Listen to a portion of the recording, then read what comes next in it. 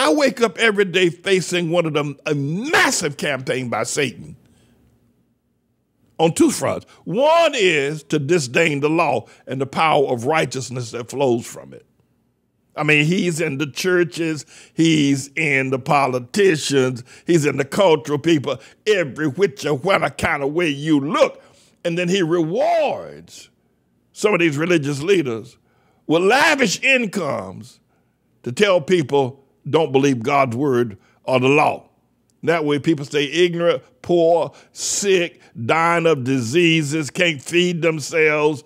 I mean, going to church with turned over shoes. You got more arthritis and sickness in the church than you can shake a stick at, but not in the Jewish synagogue, because the pastors were being paid lavish amounts of money to ignorize. Now, that's a new word. You can put that in my words of development. To ignorize Christians, and particularly Hamite Christian. He pays these T.D. Jakes massive, and he pays these Joel Osteens and these Creflos and Kenneth Copelands. He pays them massive amounts of money to ignorize the people. Joyce Meyer, ignorizing the people away from the law, keeping them poor, keeping them powerless. But here's the deal. I wake up every day facing this. I've been facing it for 40 years. And I wake up every day facing the fact that he's also using the campaign to cause the first prophecy of the Bible about Canaan being a servant to be hated, to be loathed, to be marched against, and all and that goes on and on and on and on every day in every aspect. And I wake up every day because it is Satan's use of that to keep the Canaanite brother and the Hamite descendants in livid poverty. So I'm here now to say to you with a biblical example, and I don't know how many people are going to listen, because Satan has got a megaphone. He owns the media. He owns the politicians. He owns Capitol Hill. You know, he owns the newspapers. He owns the churches, the pulpits. He owns them, pays everybody lavishly to keep his game going. He told Jesus the same thing, by the way. He told Jesus, if you'll keep my game in the wilderness, you remember that in Matthew's Gospel, chapter 4. He said, if you'll keep my game going, I will pay you lavishly. I'll give you all the kingdoms of the world if you'll keep my game going. Not God's game, but my game. If you'll keep my game, my kingdom, my teaching going, I'll give you the kingdom. And he's given some of these people like Paul and Jan Crouch and TBN. I don't even know if they're still alive, but he's paid them lavishly. And the thing that's really pitiful, you got all these Hamite people, Canaanites and sons of Hamite, descendants of Hamite, running around here with the likes of an Al Sharpton being paid lavishly or something, or even a half-breed like Obama. They're being paid lavishly to keep the Canaanite and Hamite people, descendants, ignorant as a bag of hammers. And they're getting big money. I mean, big money to keep the ignorance going. And they get power, put them on television, put them on, give them media access, and the poverty gets worse. Did you know that Hamite, Canaanite people, descendants of slaves, are poorer today, this is the year 2021, than they were in 1867? Go back, and now they've made something of the, Black Wall Street down in Tulsa, Oklahoma. And one of the things about that event in Tulsa, Oklahoma is that, and they call it a riot. It was just a gunfight. It was a shootout. But that being said, one of the things about the Tulsa, Oklahoma Hamite black people, they were landowners. Some of them owned as much as 400 acres of land.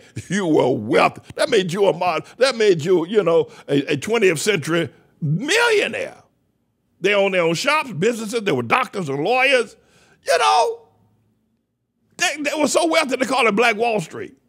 Listen, today under Sharpton, Obama, Jackson, Dr. King, Hamite people are poorer, sicker, more homeless today than they were 100 years ago. And next year, they're going to be poorer and sicker and more homeless today because of the likes of an Al Sharpton or an Obama that's getting paid lavishly to promote the ignorance, to blind the people.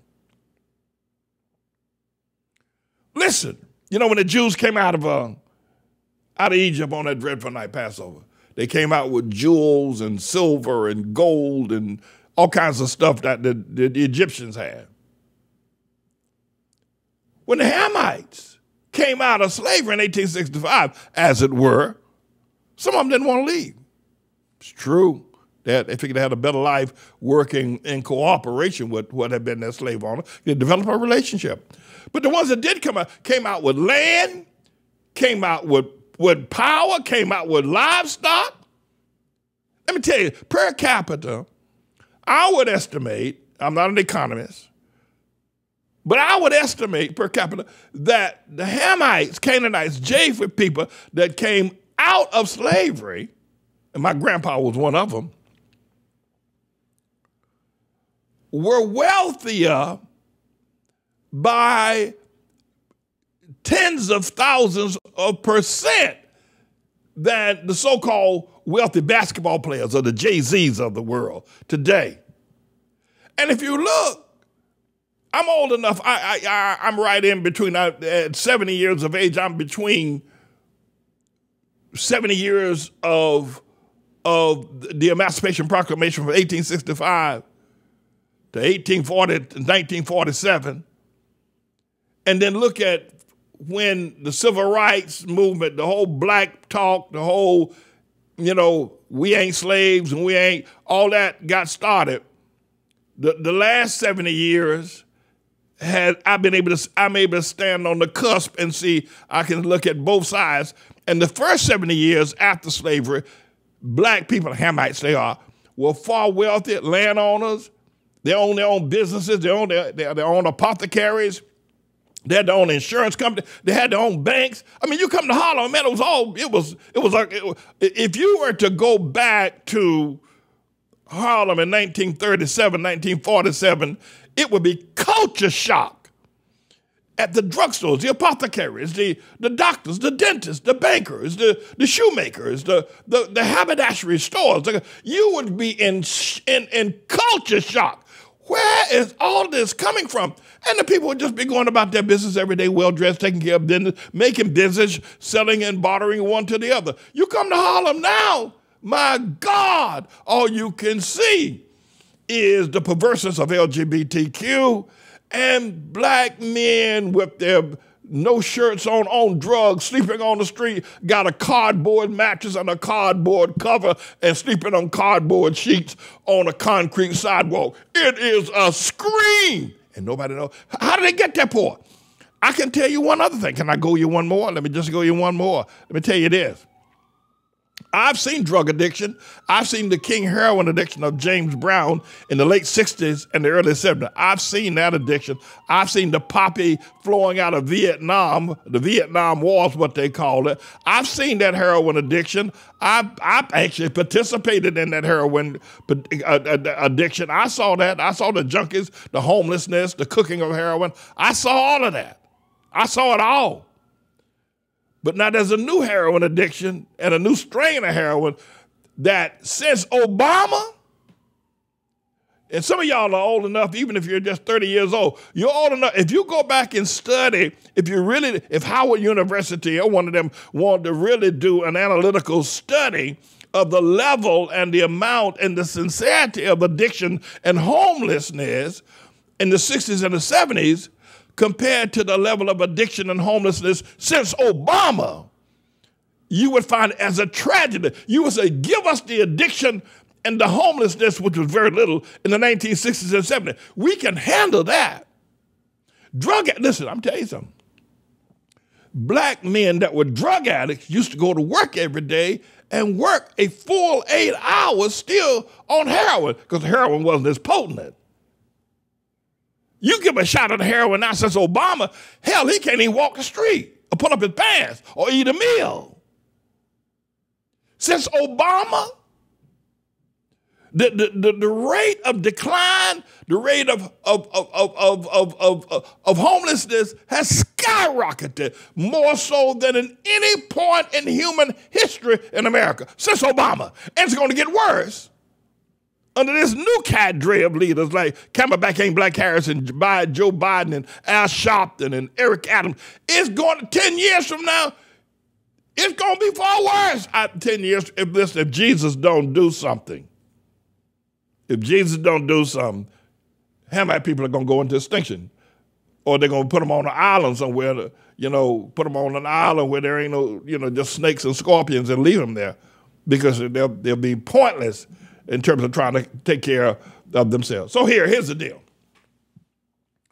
So I wake up every day facing this. The people call me a fool.